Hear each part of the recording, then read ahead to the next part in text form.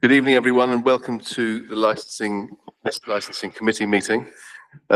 This is an in-person meeting. Any councillors who are accessing this meeting remotely, a reminder that you are not counted as being present for the purpose of the Local Government Act 1972, and you may not vote on any item under consideration. You may, however, contribute to the discussion and participate in a non-decision-making capacity. This meeting will be live streamed for public viewing, and a record of the decisions taken will be published after the meeting. Welcome everyone.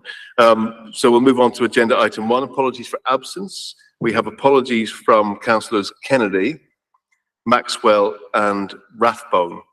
And I think we've got some people online, haven't we, as well? Not as yet. Not as yet, okay. Agenda item 2, declarations of interest. Do members have any declarations of interest to declare? Thank you very much. And agenda item 3, minutes of the previous meeting. Can we agree the minutes of the previous meeting of the licensing committee held on the 24th of May 23? Fantastic, thank you very much. Agenda item 4, which is the late night levy year 6 quarter 2 update report. Can I ask Samantha Mathis, late night levy manager, to introduce the report, please? Yeah, great, thank you, Sam. Thank you, Chair. Very brief update for me today. I just want to point out the main highlights of this update. Firstly, I can say that we've resumed normal collections. So we're seeing the amounts we used to see prior to the pandemic, so that's really positive. And then another takeaway from this update is the training and engagement part. So we are seeing very consistent numbers in our training program. So that's, as you can see, we've trained a total of 167 in this quarter, which is very good. And we are also seeing a bit of an uptick in the accreditation scheme and venues that are taking that on. Actually, since this report's been published, we're up to about 22 premises now, and we're getting more and more applications every week. We really, as per the last committee meeting, we really kind of, we increased our communication strategies. So we had a double page spread in Love Hackney and a special flurry of communications around Easter and the bank holiday. Another big takeaway from this update is the Hackney Nights portal, which we increased our numbers just shy of 100 this quarter. So our support officer has been really busy visiting venues, and we've also started visiting the off-sales trade as well. So that's really positive. We did have extra, just in terms of enforcement, we had extra police resources around Easter and the bank holiday. And we did agree a new police contract as well, which will take us up to September 2023. So yeah, not much to report. Things are just ongoing as usual, business as usual. And I think the real takeaway is the engagement numbers really this quarter, which is something we've really been putting as a priority. So I'm happy to take any questions on the update. Great, thank you very much for that. Do members have any questions or comments? Councillor Suzuruga.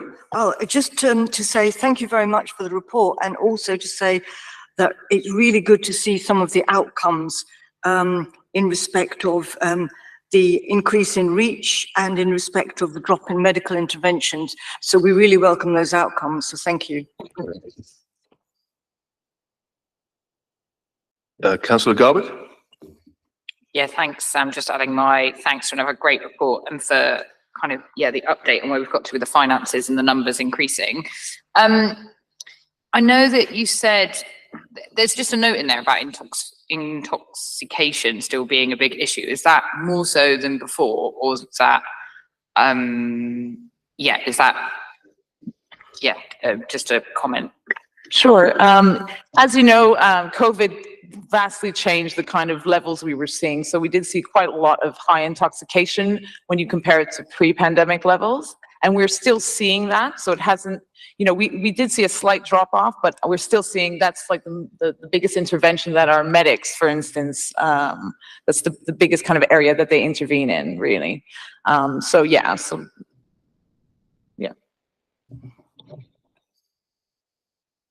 Else? No? Anybody online? Okay. No, no questions from me, Gilbert.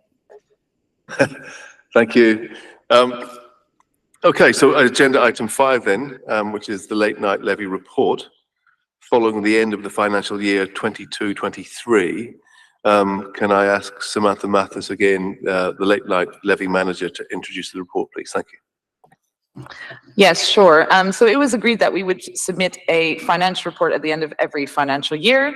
So this covers the last one, 2022 to 2023. Overall, just to give you the main takeaways from this report, we've taken a total of 645K in the financial year. And as you know, during the pandemic, there was a slight pause on collections as we wanted to give businesses the opportunity to recover. And now we've started to see those arrears come in. So that's on an average year, you would take about 400K. So you can see this is quite above the average takings of a financial year. But that's, like I said, that's to make up for the arrears. And then we also had a balance carried over from the previous year of 118,000. So overall, in quite a good financial position this year. If you see table 3, we'll take you through the expenditure. I won't go through every single line, but as you can see, the biggest expenditure would be policing, followed by salaries, enforcement, and the medical assistance program. All the other things are related to the training costs, a lot of the advertising around the accreditation scheme, training materials, etc. And then we also have all of the CCTV costs, which are around those 4 cameras that we do own and move around the borough. So there are costs associated to moving them around. And yeah, so total for the last financial year is just short of 500,000 in expenditure. I also, as part of this report, I provided a forecast for the current financial year. So we carried over into this year 263,000 total. So that'll be on top of the about 450K we expect to receive.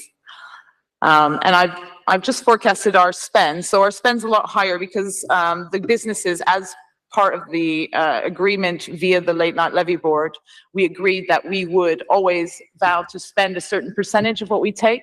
We wouldn't let the money accumulate for too long. So we did forecast quite a higher expenditure this year, but it allows us to pay for extra activities. So for instance, we could continue the medical assistance program. And we also have Hackney Nights Plus, which allows us to enhance the deployments on special periods. So having more officers out, but also having things like the mobile messaging vehicle, advertising for safety messaging, and additional CCTV resource. We also have the addition of the out of hours noise project on here. So that's something new that we are funding. It's essentially having additional resource for the environmental protection team to spend more dedicated time on the commercial noise complaints and give just a bit more time to the casework involved with that. So overall, we're looking to spend about 600K this year, which will mean that we still have quite a healthy contingency amount left over from the takings. And that's it for me, Chair. I'll take any questions if there are any. Yeah, great. Thank you very much. Councillor Root. Thank you. I've got a few questions. The first is about the arrears, because as I remember, during the pandemic, we didn't actually charge the levy for businesses when they couldn't operate, or indeed when people couldn't go out. So I wonder how we ended up with arrears in the first place. And also, whether all of those arrears have now been covered. Are we back to a sort of clean slate, or have we still got some arrears outstanding? So that's one bit of questions. The other question was really about the spend on the environmental protection team. And I don't know if it might be you or Jerry sitting behind who might be a better place to answer it. But, I think it's great if we can spend a bit more money to allow more time in commercial businesses for the environmental protection team. However, I do also know that there's a huge drain on the environmental protection team who are really struggling to keep up with the whole gamut of different complaints that they get about noise and what have you, a lot of which aren't commercial. So the question really is, if we're putting more money into environmental protection for commercial premises, is that coming at the expense of other environmental protection?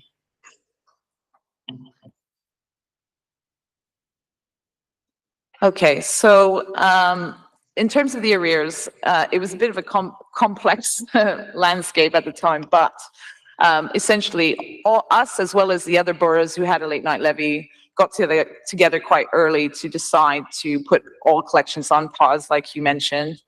And then expecting the Home Office to come in with some sort of resolution to that, actually, I think a lot of the, what we expected to happen was for them to say, oh, we'll provide an exemption in the legislation for the times the businesses were forced to shut. But that took quite a lot of time to resolve and actually get a final kind of position from the Home Office.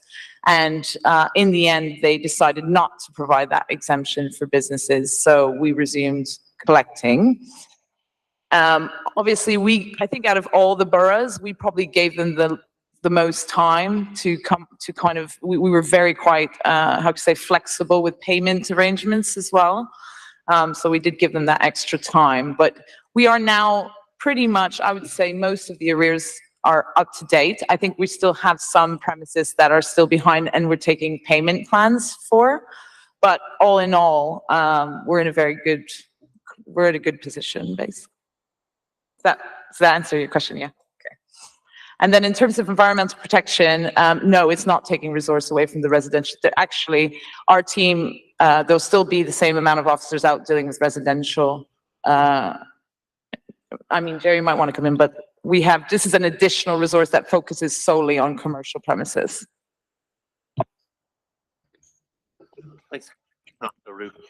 What will happen is that the environmental protection officers who may have been working Friday and Saturday night are now actually around during the day, Friday and Saturday, so they're actually able to deal with their casework, that they have more time to deal with their casework, which is very positive. So they've just started this weekend, so we will monitor that every weekend going to see how it actually works. But this is the first weekend this has happened, but it will allow environmental protection officers who would not necessarily be in the office on a Friday or a Monday to be in the office those days. So that's 2 extra days per week when officers are available to do work. It's the equivalent of one officer who will be available to do work. He's no longer available. He's now available, which didn't happen before. So that's actually very possible. We will monitor that on an ongoing basis to see what changes that brings. Any further questions and comments? Councillor Garbutt? Thanks. Really interesting. That was going to be one of my questions. That's really good to see. And it's also just really good to see you including all the stuff that we've heard about over the last year and how those things are working well. Just wondered if you could tell us anything about the Hackney Knights OOH noise project. Yeah, so that's Is that what you meant? Yes, that's the, sorry, I should have not used abbreviations.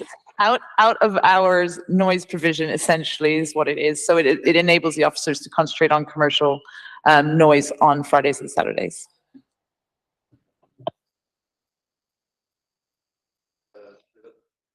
The Councillor Susa-Runga? Yeah, thank you. Sorry, this time I made sure that my peripheral vision caught Councillor Garbutt. I didn't do that last time. Thank you. I just referred to page 21, 6.1, where you mention you've been able to invest in additional projects. Might you have a general idea of what those additional projects are?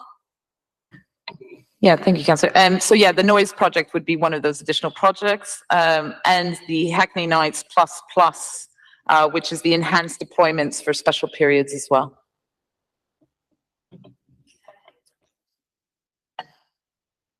Any further comments? Questions? No? Everyone content? Yep. Okay. Thank you very much, Samantha, for that.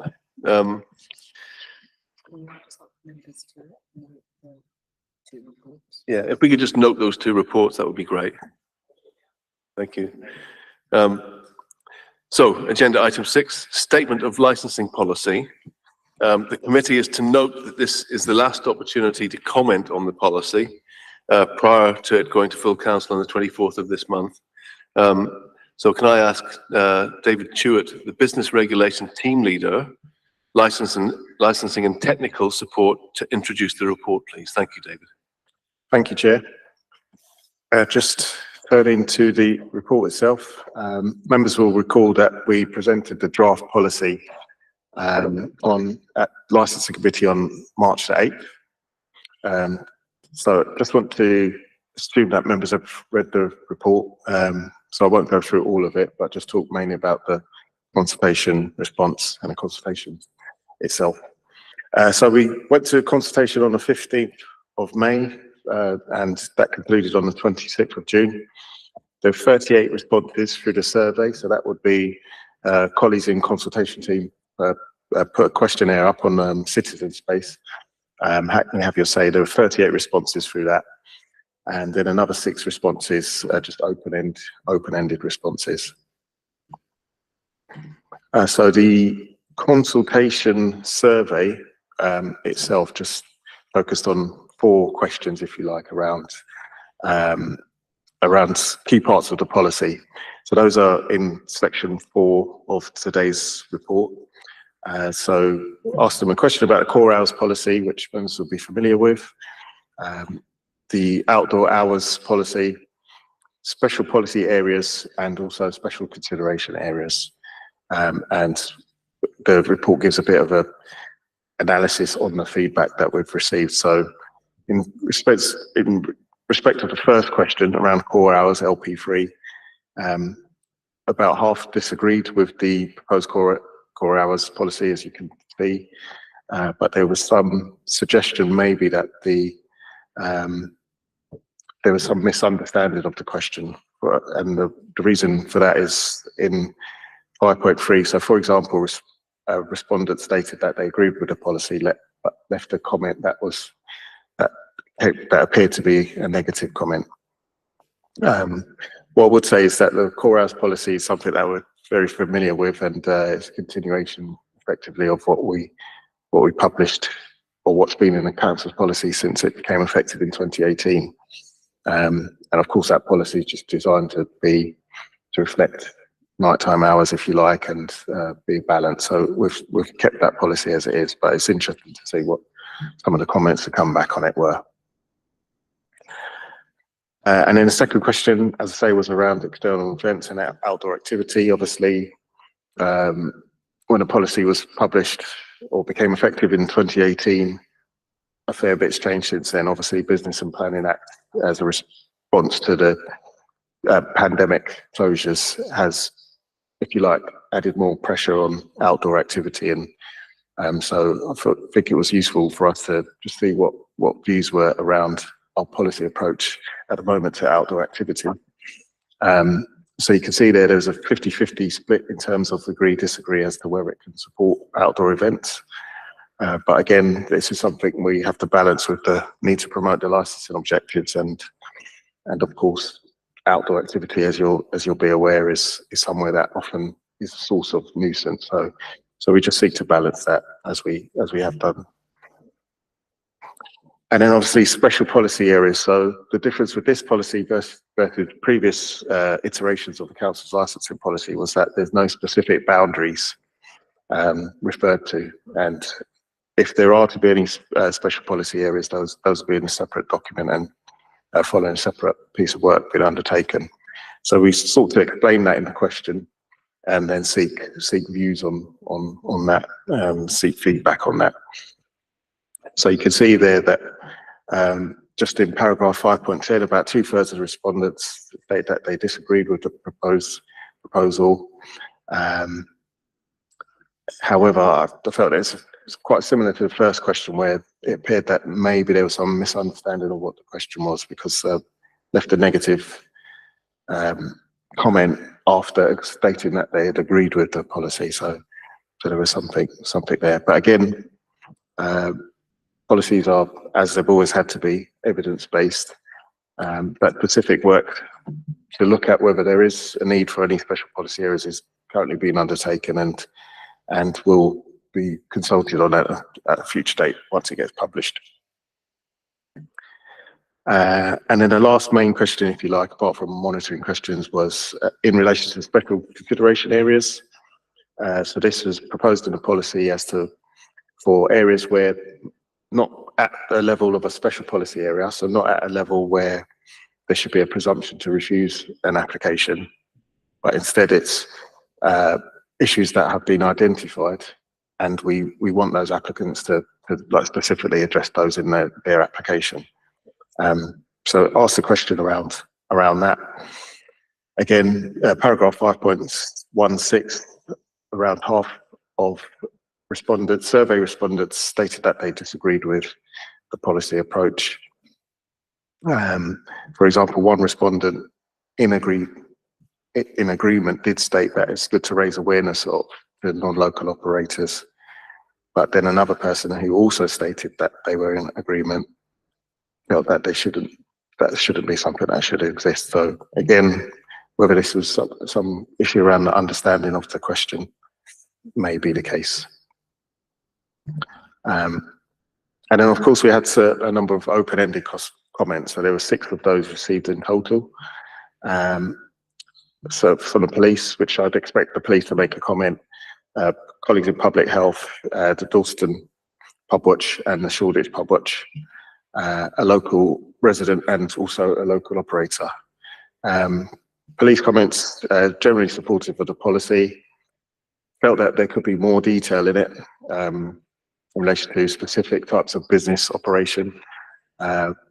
Police always have that opportunity anyway as a responsible authority to make representations specifically, but the policy is designed a bit more to be a bit more generic. So so that's not an approach that we took with this version of the policy. And then colleagues in public health welcomed reference to their strategies, asked for a very slight amendment in relation to the health and wellbeing strategy, just some reference to that. Felt that the 4 hours were a bit too generous, which is, I think that's been the case for a while for public health colleagues. But that's something that, again, as a responsible authority, they can, when they receive specific applications, they can have that negotiation with applicants. Probably unsurprisingly, Shoreditch Pub Watch raised concerns, felt and issues, but mainly about the special consideration policy approach. But I felt maybe there was some misunderstanding of what was actually being proposed there. So that, that was despite us presenting to the Shoreditch Pub Watch and having some conversations with the chair of that Pub Watch, and also reference made to planning and sex establishments, which hadn't actually changed or very little changes. A local operator from Dalston made comments, again, maybe unsurprisingly negative towards policy. I felt that there's lack of evidence in the document, but the policy is just what it is, and then the evidence to support specific special policies, for example, would be in a separate piece of work. And then lastly, the Dalston Pub Watch itself was, again, unsurprisingly, I would say, not supportive of the policy. They raised some concerns about the length of time that the consultation was held, and felt that the Dalston SPA as it exists had a negative impact on Dalston's evening and nighttime economy over the years since it's been in place. And yeah, but I guess overall, so I'll get to questions now, obviously, but I feel that the policies had limited changes, but again, very much a document that the trade would or the trade who proactive will respond to these sorts of exercises would be kind of negative towards, and then the local residents, for example, who are maybe impacted by a nighttime economy would be more in favour or feel that it might not go far enough. So maybe no real surprises in the consultation response. Good for that overview. Yeah, that's a chance for comments and questions from members. I'm sure you've got plenty. So Councillor Root, please. Thanks, David. On the face of it, it's a bit alarming, isn't it, to see that half of the people or more don't like the policy. Which is, you know, your kind of gut reaction is, oh, that's a bit scary. But then, as you point out, it is kind of natural that the licensed premises who have a vested interest in sort of challenging our policy would be negative about it. And I just wondered, in terms of the consultation, do we know, have we got any way of assessing how many people have got a vested interest in some way or another in licensing? You know, because if I were a Republican, I might get all my mates to fill in the consultation and say what I want them to say.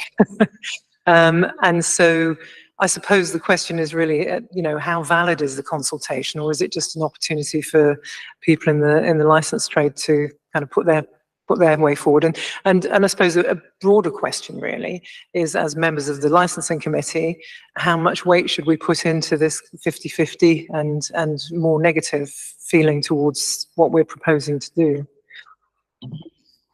It's certainly a valid exercise to carry out.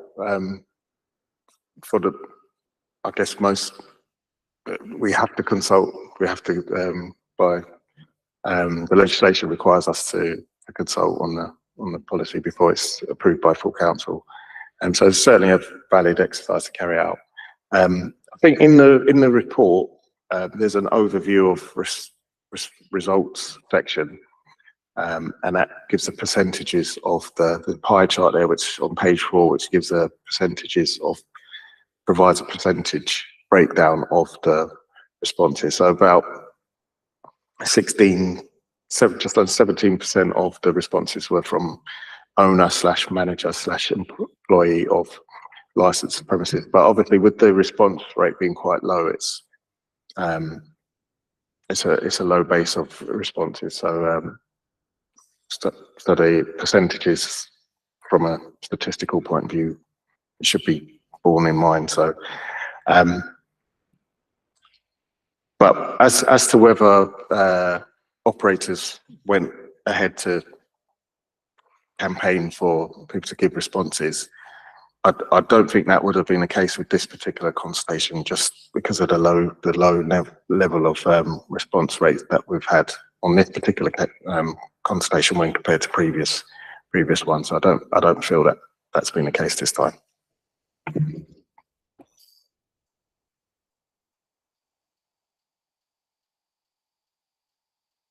I suppose, just why do you think it was so low, the responses? I think maybe for me the question might be more, why were the previous consultation response rates so high? This time around we haven't had a campaign group or a lobby group be formed which appeared last time to drive a lot of the responses, and the consultation before that as well. I've looked at some of our neighbouring boroughs' consultation responses, and I think Islington, I think, got around 6 responses. In Camden, similar 5 or 6 responses when they consulted on their most recent versions of their policies. So if we compare to those, our response rate's quite high, but it's notable that it's nothing compared to when we consulted 5 years ago.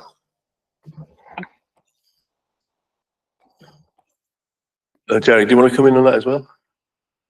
Yeah, thanks, Councillor. I just wanted to add, in relation to this example, on the core hours aspect of it specifically, there was concern about the core hours, but the core hours haven't changed from the current policy. Secondly, in relation to that, that's only in association with, we have to comply with the guidance on the Home Office on the Licensing Act, Section 81, 82 guidance, and that requires the core hours are taken into consideration. And we haven't changed it, but it's not actually a blanket approach. So if an applicant can prove that they can meet the 4 licensing objectives and apply for later than the core hours, in all likelihood, they will get their license approved, because as you all know, licensing is a permissive regime. It's not there to refuse applications. And the other thing which is really important is on related to core hours is that this time we're not actually looking at a cumulative impact assessment as part of the consultation. While there are SPAs, it refers to it in the policy, none are defined. The other piece of work we have independent consultants undertaking at the moment, their work is to identify whether the existing 2 SPAs should stay in their existing format, be reduced or extended, or whether other areas should have our subject to cumulative impact and have an SPA. And no decision has been made on that. We will come back to the licensing committee on the 13th of September on that, do a consultation commencing on the 20th of September on that, and this will come back to licensing again in December for approval or otherwise of what is being recommended to them. And the other thing I would say as well is that prior to the current policy being in place, we had 1,366 licensed premises. We now have over 1,500. And despite in the middle of a pandemic, recession, everything else, the number of licensed premises has increased in the lifetime of the current policy. So I wouldn't say that the actual policy has restricted the numbers of applications, because it actually has increased. Whereas people are saying, oh, it's negative. The actual reality shows differently, that we have actually more licensed premises now than we did have at the end of March 2018. Yeah, thank you for that one. I think Councillor Lufkin wanted to come back on this particular point, but Councillor Lufkin, you want to come in as well separately again for your other question? Yeah. Thanks. Yeah, just want to follow on what Councillor Root just said. I mean, we got 38 responses to this. For those of us who were around last time that we did licensing consultations, that's just tiny. You know, I seem to remember when we did it before, you know, we had hundreds of responses. So 38 is a really tiny number. I mean, do we know why that is? Or, I mean, it kind of, you know, with that smaller number, it doesn't invalidate it, but it does make you wonder how representative it can be, as Councillor Root was saying, how representative it can be when you've just got such a small number. Thanks. Thanks, Councillor. As I made reference to, the last time the cumulative impact assessment was undertaken at the same time as the licensing policy, and that is where most of the issues were challenged on that. That would be separate consultation in September, which I imagine we will get a far higher response to that, because that will determine if any special policy areas are in place, continue to be in place in the borough. And that's the more difficult, the more challenging piece of work that needs to be undertaken, because the current policy doesn't change anything apart from the introduction of an SCA. There is no other change to the policy, or very minor change. So I wouldn't have expected a huge response. And as David has already said, Islington at 6, Camden at 4. So maybe there's consultation happening amongst people, I don't know, but I think we are justified in what we're doing. Yep. So we'll expect a lot more when we go out to consultation on the cumulative impact area. Is that what we're saying? Okay. Yeah. Okay. Thanks. Councillor Garbutt, is this point related to this, or is it because you had your hand up for another question? Yeah, it's related to this point. Okay. I think some feedback I also had was around it being quite technical as a consultation, like it not being the most, I think so maybe residents looked at it, but didn't feel like they could put in, like the questions didn't allow them to put in their experience. And I think that was then reflected in the fact that some of the answers were quite confused, you know, like people saying yes, but then actually meaning no. So I think maybe there might have been some, if we could just, think for next time in the way that we kind of phrase the questions. Yeah, thanks. And Councillor Walker, thank you for your patience, Councillor Walker. I think my question's probably already been answered now because of what to do with the sort of consultation process. But I'm always interested just in how effective these sort of consultation processes are. And I noticed that also the kind of window was quite narrow as well, from I think it was 4 weeks, 5 weeks, which is sort of quite a narrow window in terms of the sort of consultation process. So I'm wondering why that time frame, you know, could we look at it, extending that in the future? but also just, and this is sort of already been sort of touched on by Councillor Lufkin, but how far-reaching was this sort of consultation in terms of, you know, making sure that we really were sort of getting kind of a representative view through the process? Mr. Stewart? I think the time, I think it was 6 weeks in total. I think in previous consultations, we used to have a bit more time between full council meetings to allow for 12 weeks. And then, but the last time we consulted, I think it was maybe 8 or 10 weeks back in 2018 or whenever that policy came into effect. So it's just some unfortunate circumstances where we couldn't consult for a bit longer in this particular case, but we still feel that there was enough time for people to be able to give a response, and we were able to get out to like the key stakeholders and get messages out to the key stakeholders to let them know that we were actually out for consultation. Okay, so you happy with that, Joe? Yeah, I mean, my second part of the question was just again, sort of how far-reaching was the sort of consultation in terms of, you know, ensuring that we, you know, really did get a sort of representative view across the board. So the Act's got certain requirements around who must be consulted and others who are representative of license holders, personal license holders, club premises certificate holders, etc. So we were able to consult all of those. But in the past, whether we held consultation events, drop-ins, and all of those sorts of things, we haven't been able to do those sorts of exercises on this occasion.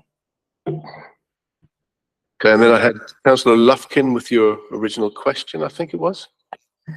Yeah, can I just check my understanding of exactly what's going to happen now? We're going to put this licensing policy to the next council. It is going to effectively kind of suspend the special policy area for a period of time while we do a consultation on the cumulative impact assessment. Is that right? The policy expires on the 31st of July, as it is. So that's everything within that document. So that's the 5 years is up on the 31st of July, and that would mean the special policy areas as well. Sorry, I should just add that means the special policy area boundaries. So the appendices in the current policy, there won't be any special policy areas. So can I come back on that? Yeah. How are we going to, in the interim, my fear obviously is that we will suddenly see that we know such special policy areas in operation. We'll suddenly see a surge of applications for people who would not have applied before because these areas would have been special policy areas, which have a presumption in the Shoreditch one against giving additional licenses. Are we sure that that's not going to happen? Are we sure that we're not just opening ourselves up to having a load more licensing applications in areas that are already pretty saturated because we've effectively suspended it for a time? It's not so much suspended. What you have to remember is that the special policy areas have to be evidence-based. And so the evidence exercise being carried out now, for example, could conclude that there are no areas that suffer from community impact. So we're not effectively, we can't say that we're suspending Shoreditch special policy area. It expires, that policy expires. But Shoreditch, for example, if you think about what a special policy area does or community impact policy does, it creates a presumption against the grant or the grant of the license. So effectively, that it's for the applicant to rebut that presumption, isn't it? Or it's their application is refused. In an area where there isn't a special policy area or community impact policy, Home Office guidance is very clear. Our policy is clear on it as well. If there's evidence of community impact, a person making a representation can still make that representation for a subcommittee to consider. But the difference is obviously the onus is on that person making a representation and not on the applicant to rebut the presumption. Mr. McCarthy, you want to come in? I just wanted to add that, of course, the council as a licensing authority and the police will be monitoring every application that's received, and if necessary, making a relevant representation, enable members take that into account when making a decision at any subcommittee hearing. Yeah, want to come back, Councillor Luckin? Or? Okay, yeah, I mean, that goes some way to reassuring me, but yeah, I just do urge us to really watch this, because I do, my concern is that we will see a surge in applications and we'll have barristers standing up in front of us saying, well, the special policy area is no longer in effect, so you know, you've obviously taken out that policy, so we can have more applications, and that may present us with some problems. So yeah, I just hope it doesn't. And I do think we need to really monitor it carefully. So if there's still evidence in those areas of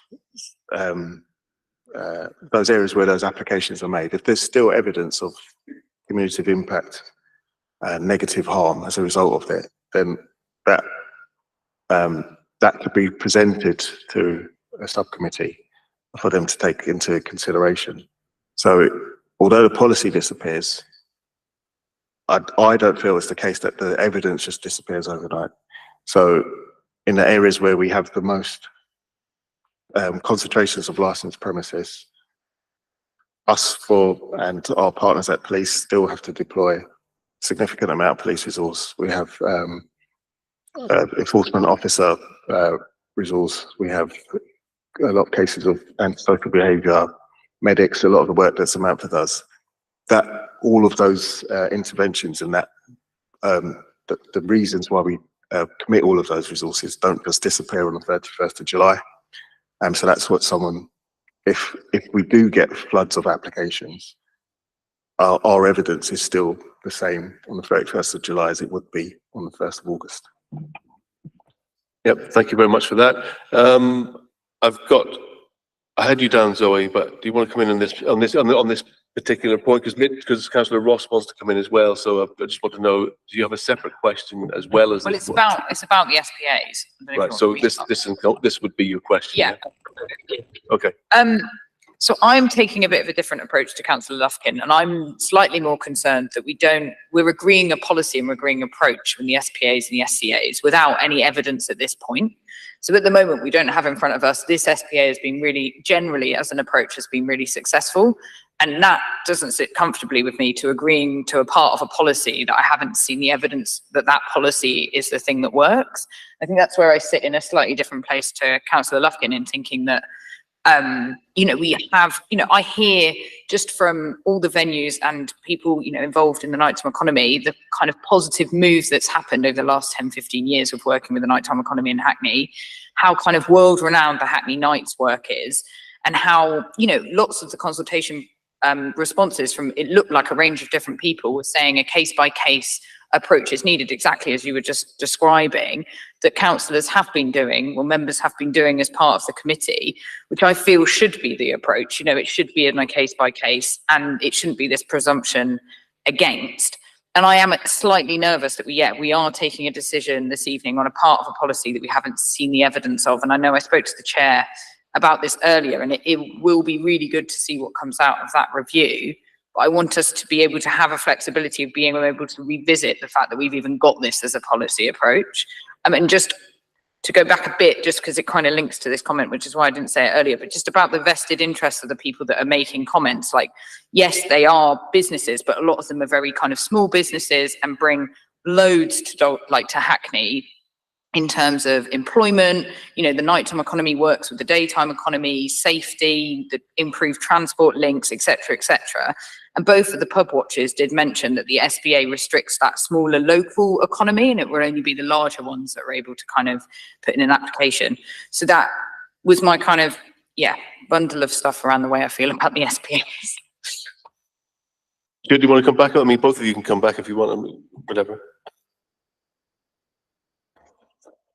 So the cumulative impact assessment, once published, we consult on that. So that would obviously be the findings of the consultants that are doing that work now.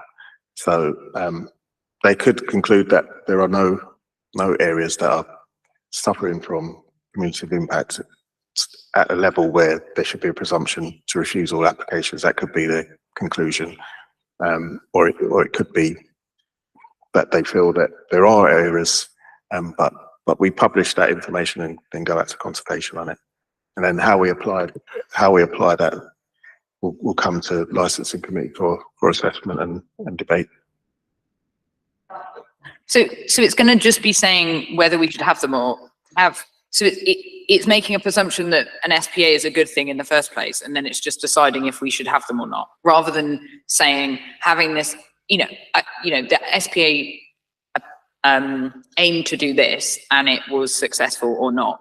It's not doing that. It's more like we've agreed that SPAs are a thing, and we're just deciding where they are or not. Does that make sense?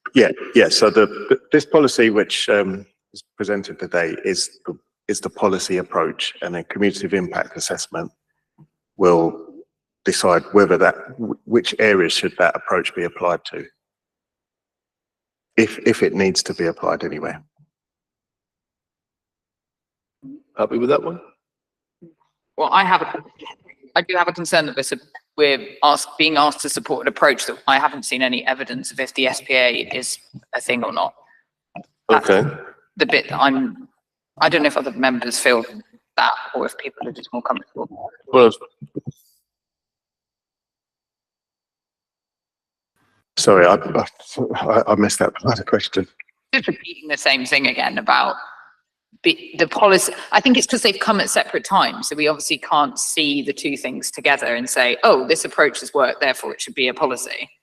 It's like we're being asked to agree to policy without seeing if that policy in the first place was having an impact. I mean, I can make a comparison with things in like healthcare, like, because I work in health commissioning, I wouldn't agree a policy if I hadn't seen how that policy had been impacting people's lives before I then agreed that it was the right approach again, if you make that comparison to other areas of policy. Jerry.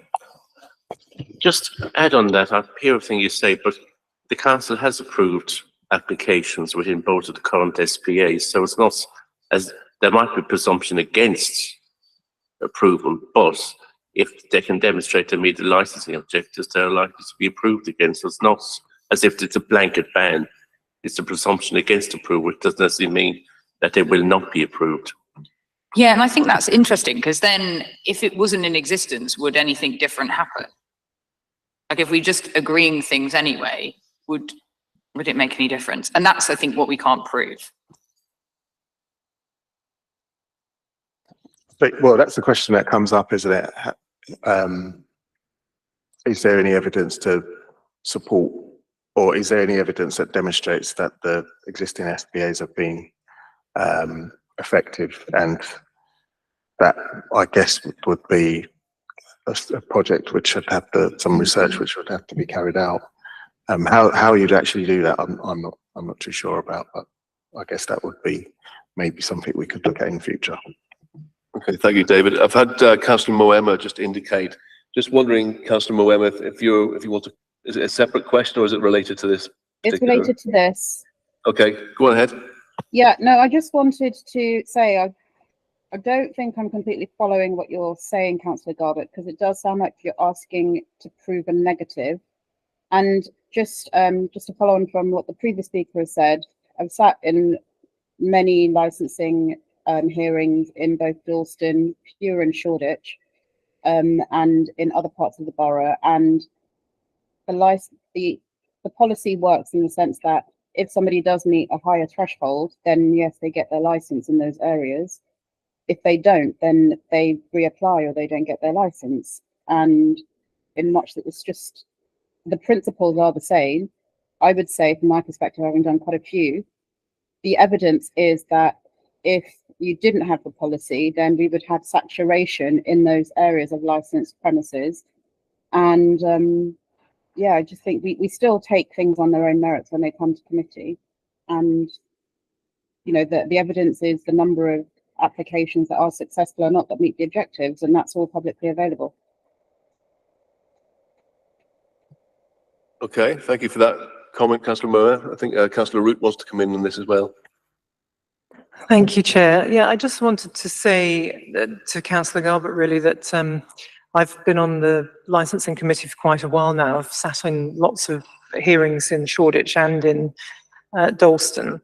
And I think that for me, the difference that this policy makes is that applicants have really thought through many aspects of their application before they come to committee. In a very detailed way. So it actually works to their benefit and to our benefit, because quite often they've already thought about things like dispersals and, you know, all sorts of different policies that otherwise they might be winging it on. And my experience is that often those applicants who are coming from non-SPA areas haven't thought enough about some of those things. So I think that's a sort of slightly different point of how it's working positively for us, even though, as people have said, we have actually given several licenses outside of the core hours in the SPA areas. So it's not a complete block by any means, which is what I think the campaign, when they were first introduced, was afraid of, and that hasn't happened. Yeah, thank you for that. Councillor Ross. Thanks. I had some comments actually initially about the consultation process. So I'll start there and then I'll come to the SPA. I just have one point on that. But just as my councillor colleagues were saying earlier about the 50-50 response on many of the questions and also the misunderstandings as well, I was just wondering whether if you've considered kind of revisiting the consultation.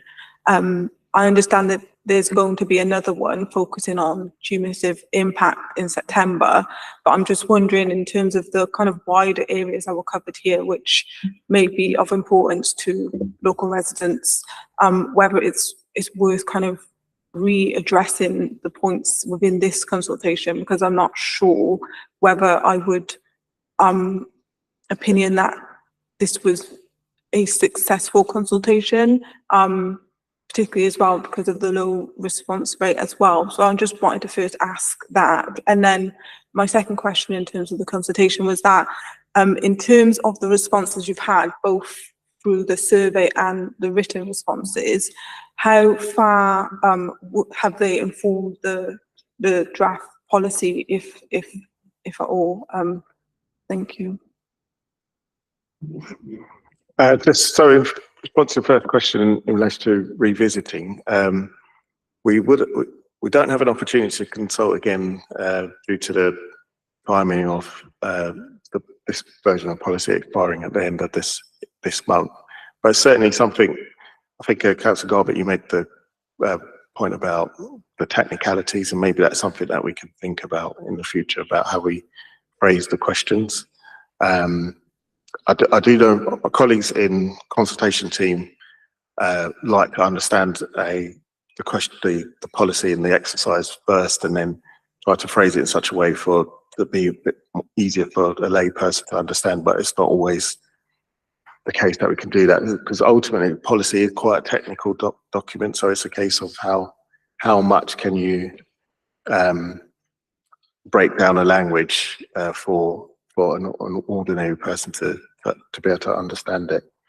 So there is that balance between using language in consultation materials for people to understand and it actually not changing something completely and us asking a question that isn't really about what the policy says or something like that. So it's quite a balance that we have to try to find. And then your second question, apologies, Councillor, if you remind me of the second question. No problem. I was just asking, in terms of the responses you had, how far they have kind of been fed into the policy. So we had some, I think specifically from public health, we were able to incorporate some suggestions that they made in relation to references to health and wellbeing study, and also within the pool of conditions at the rear of that appended to the policy, could make some comments there. And then other questions you'll see in the text that we were just able to respond to those.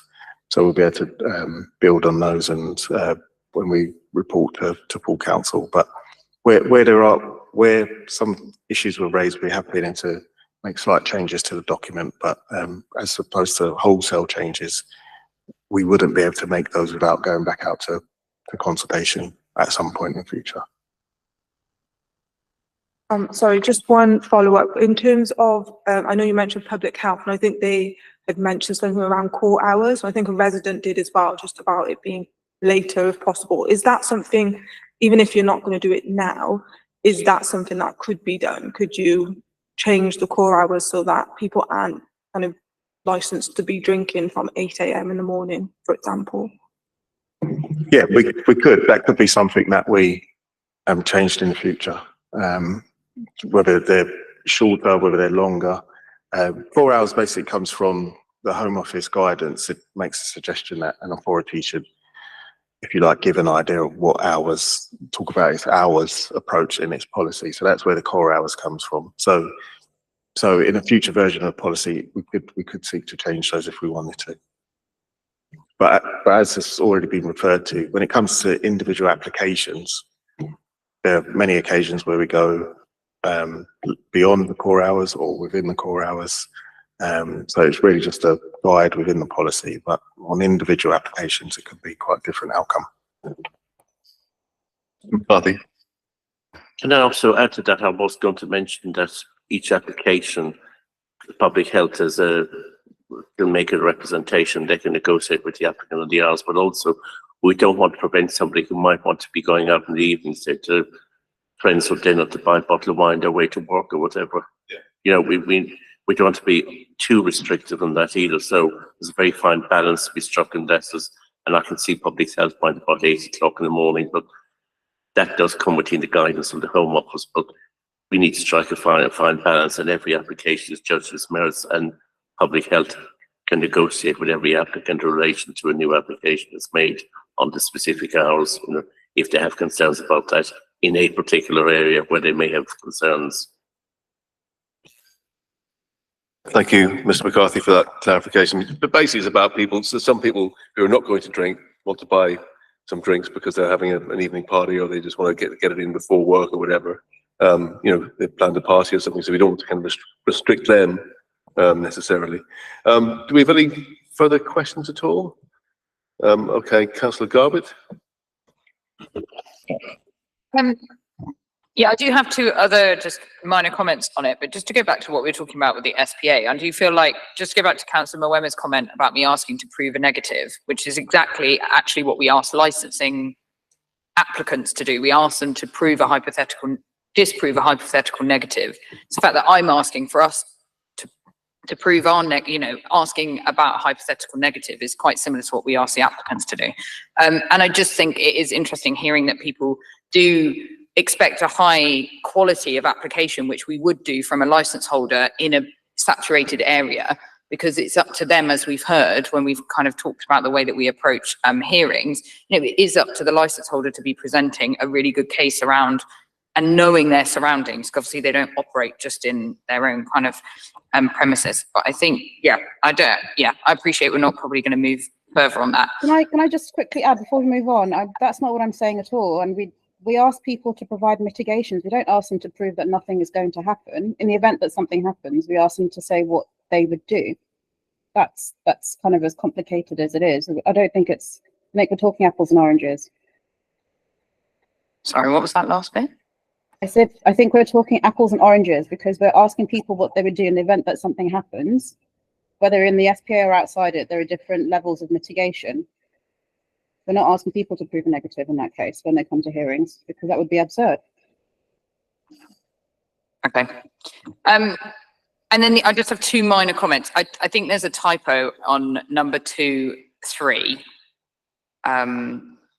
Well, I didn't understand, sorry, I only read it today, so I wasn't able to send it across. Is it it's in the appendix, it's page 28. Page 28. I don't know if that just doesn't make sense to me as a sentence, but maybe it's my lack of understanding of it. And I just wondered, I know, Chair, we've spoken about this a bit in the past, if there's anything that we can add more around kind of the environmental credentials and green credentials in the standards, just as there's a bit in waste management, but I didn't know if we'd spoken before about adding more from a kind of sustainability perspective. So it's just those 2 comments. Point, David? We make reference to it in the document, but along with the climate action plan, etc., council aspirations there. But again, specifically within this or within Licensing Act, it's a little bit outside the scope of Licensing Act. In most cases, some sustainability measures, but we do other work. For example, mentioning Samantha's work again around sustainability. So there are other avenues that we as an authority can work with businesses around sustainability. It's just not really appropriate for licensing, but we can certainly make reference to it. It's kind of talked about our expectations and our sort of approach, so that is in the policy, and I'm very pleased to see it in there in that way. Councillor Root. Thank you. Yeah, I was going to comment on the same thing actually, because I think this has been added since we saw it originally, hasn't it? And I think that's really good. I think it sort of shows that we're responding to the concerns of the times, as we should do. But I don't want it to just be lip service. So one of the things it says at point 126, it says the licensing authority will also contribute to the plan by seeking to discourage the use of single-use plastics such as cups, receptacles, cutlery and containers. Applicants and license holders will be guided on using alternative materials where possible, as well as reusing and recycling where practicable. I suppose a couple of things really. I mean, how active are we going to be about that guidance? Because the guidance can change quite quickly as well sometimes. There's all sorts of things as discovered to be dangerous that weren't dangerous before, with microplastics and what have you. And so I suppose the question is, are we actually going to put some resources from licensing into talking to licensed premises about some of these environmental considerations? And if so, might that extend to talking about some of the things that they could do in their buildings, or with some of what they're doing with, I don't know, for instance, their washing up machines and what have you, which, so in other words, how extensive are we going to be with the environmental guidance that we're offering, given that it would seem to me that this policy now gives us some scope to do that? Thank you, Councillor Root, for that. David. I think we can using the work we do through Hackney Nights, we can potentially encourage those things through that work. But much beyond that, from licensing's point of view, we wouldn't have enough resources to do something like that. But we could certainly make the links with our colleagues in the appropriate teams, whether it's in waste, etc., and recycling. Those teams within the councils that exist, we can make those links. But beyond that, with licensing officers doing that sort of work, we wouldn't be able to do. McCarthy. Thanks, Chair. Councillor Root, you note this, but David has already alluded to what we're doing at Hackney Nights and accredited venues, and one thing we want to look at is their waste as well, so that can, after that they actually recycle more waste. That all the glasses aren't just put into black bags and go to landfill. And you try and encourage them to do more with that. And we are working with waste on that. And the other thing is the single-use cutlery legislation will come law in December, so that will bring about the end of all of that will be gone. And it is like with the plastic bags legislation for the charging for plastic bags. Like anything, 90 to 95% of businesses will comply straight away. But I'm assuming that businesses that have supplies of these single use will be able to use them. I presume it's buying them after December rather than use. I'm not quite clear on that. And the other thing is the council is looking at to do something more generally with businesses, because as you know, there are 24,000 businesses in the borough, of which only 1,500 are licensed. So licensed venues is a very small proportion of the overall number of businesses in the borough. So we need to do more as a council-wide with businesses generally, as well as with licensed premises, but we will do what we can. Thank you for your support on that.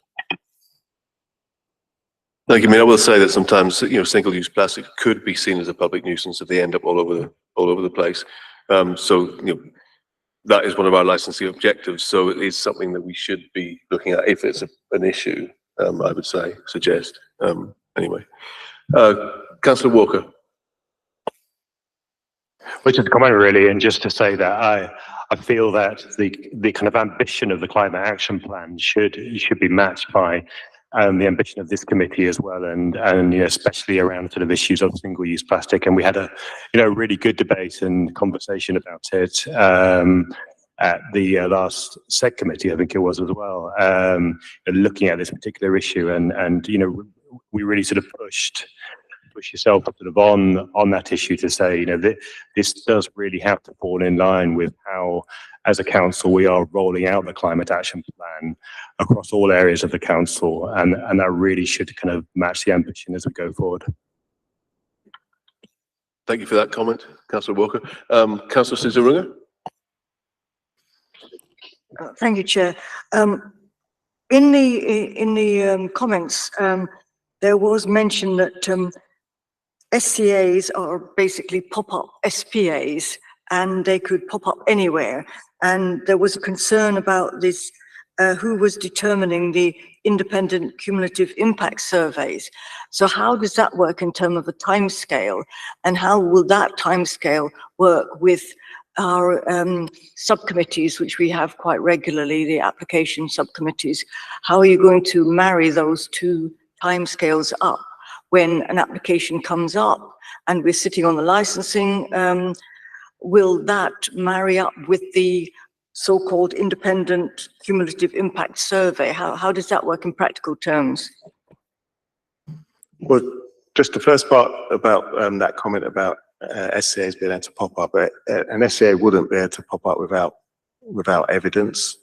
So for a start, the consultants that are carrying out that work might conclude that there are no areas that would require an special consideration area approach. That could be their conclusion. But if there was to be an area considered to be an SPA, there has to be an evidence base, and we'd have to publish that community impact assessment, and would have to go out to consultation on it. So the suggestion that they could pop up is incorrect. So where would that be published? Sorry? Where would that be published? So the community impact assessment, the assessment itself is currently being undertaken. And then once those consultants complete that work, we publish that work, and it goes to, so we'll discuss it here, obviously, at the licensing committee, and it go out to consultation. So then that would have to be something taken into consideration when setting the subcommittees and what applications are coming to which subcommittee. No, it wouldn't be. So applications going to subcommittee will still go to subcommittee as usual, just in relation to the timescales because of regulations, essentially. So the applications that come to subcommittee are just, we received an application today. In about 2 months' time, it would, if there are representations, it will end up at a subcommittee. So that none of that will change regardless of what the policy is at the time. Hey, Councillor Root, and then Councillor Ross. Sorry, this is it's a question of absolute ignorance, I'm afraid. So I'd noted that the climate action plan reference was in addition to the policy that we saw originally, and I'd noted it because I was interested in it and what have you. I just wondered, because we haven't got a document which shows us any changes and comparisons, is there anything else that's changed in this version of the policy from the one we've seen previously that you'd like to bring to our attention that we should give a little bit of thought to? The reference to the, as you mentioned, the single-use plastic, paragraph 1.26, we made reference to the health and wellbeing strategy, and then the rest, the the other changes we included were towards paragraph 4. And we talked about the public sector equality duty. I think I've included an additional sentence, I think it was on late night levy. But those are the main changes, because a lot of the other things were just within the pool of conditions at the rear, which are appended to the document. But those changes, that it's limited to those changes. Thank you, Mr. Jewett. Mr. McCarthy. Thanks, Councillor. Councillor Root, we are doing an additional appendix in the report that's going to full council. We'll include that in the report, so council will have an opportunity to read that before it goes to full council on 24th. Hopefully that clarifies. Thank you very much. Councillor Ross. Thanks, Chair. I just wanted to go back to the approach to the SPAs, just so I can understand. So can you just explain to me if with the expiry of the current SPAs, could it be the case that we then agree later on that the current SPAs are reinstated just as they were? Could that happen? That could happen, yes. Yeah, okay. And also I know one of the councillors raised this earlier about the actual gap between that period of time and, you know, the applications we get in that period. So once those applications are approved and say that area that they're in is reinstated as an SPA, would that venue kind of not have to adhere to the SPA rules? Is that? So that application will be considered as, so we would ask that applicant to have regard to what the policy is at the time. So that would, and then members would apply that policy. If it's an application which is referred to subcommittee, members would apply that policy as it is at the time. So if whatever happens subsequent to the grant of that license or that decision being made, then we would take that into consideration as well. So for example, if there is an appeal against a decision, then we, at magistrates court, the judge or the lay bench will consider that policy at the time. So that would apply across the board. So if it wasn't an SPA area at the time of the application, then if it does become one later on, it will have no effect really on that venue? No, It wouldn't. So the policy wouldn't, but obviously other factors would, other areas of the policy, evidence of community impact, for example, other factors that a subcommittee would normally take into consideration would still be available. But the SPA policy, which is specifically the rebuttable presumption to refuse an application, that wouldn't be in place at the time. Okay, thanks. And I just had one question as well about the SCA areas and that approach. I'm just, because in general, we can consider the cumulative impact anyway. I was just wondering how that differs from an SCA area. If you, like, there are 3 levels or proposed to be 3 levels, an area with no special policy approach or no evidence of cumulative impact or negative harm, or, for example. So in those areas, an applicant would look at the policy, look at core hours, for example, look at other parts of policy, general principles, outdoor activities, etc. And that's what would be considered in those for those applications outside of those areas. And SCA is almost like a second tier or a higher tier, where we're asking those applicants, or we would ask those applicants, if there is any SPAs, we would ask those applicants to look at the cumulative impact assessment and demonstrate within their application that they've understood why there's an SCA in this area. Why has the council applied an SCA in this area, and then address those reasons in their application. So and then the SPA is the highest tier, if you like. So we've identified that there's negative harm in those areas. We've got serious concerns. There are significant interventions that the council and its partners have to make. And as a result of those, there's a presumption to refuse applications in those areas unless the applicant can demonstrate that they won't add to those negative harms. So that's an SPA. SCA is in the middle, and then everything else is effectively outside of it. I hope that helps. Yes, thanks. Thank you. Okay, any further comments, questions on this before we move on? Okay, Councillor Garbutt. Just go back to the question that I asked earlier. Were you able to check out the point that I referenced at 28? Were you able to look Sorry, at it? Councillor, which? On page 28.23 on page 28. 28 of the policy? Yeah. So, was it 28? Yeah. The point 3 that's like the third condition is that any supply of alcohol for consumption off the premises must be made to a member of the club in person. I just don't understand what that means. Oh,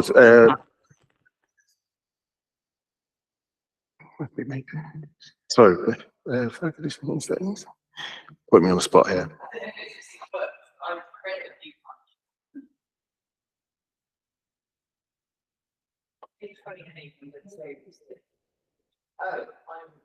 So this is the one of the mandatory conditions that apply to club premises certificates. I believe what that's saying is that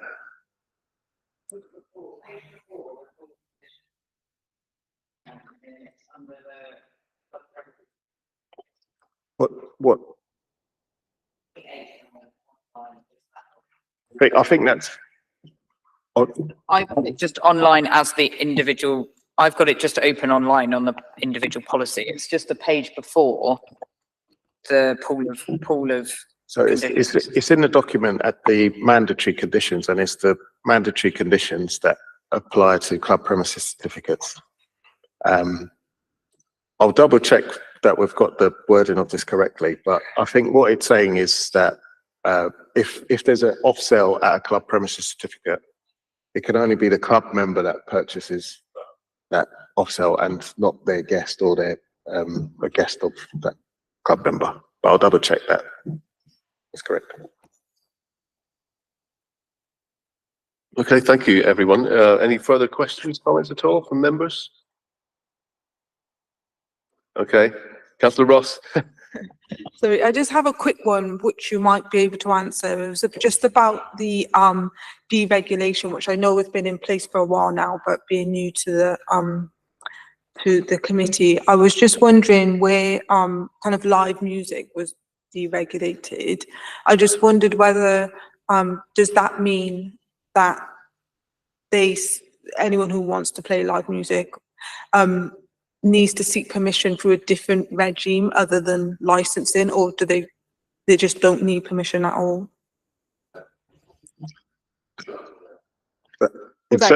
Yeah, so live music is deregulated in certain circumstances when it meets certain conditions between 8 AM and 2300 in a licensed premises in a workplace, and with up to an audience size of 500. And then there are other exemptions that apply for larger audiences in other circumstances.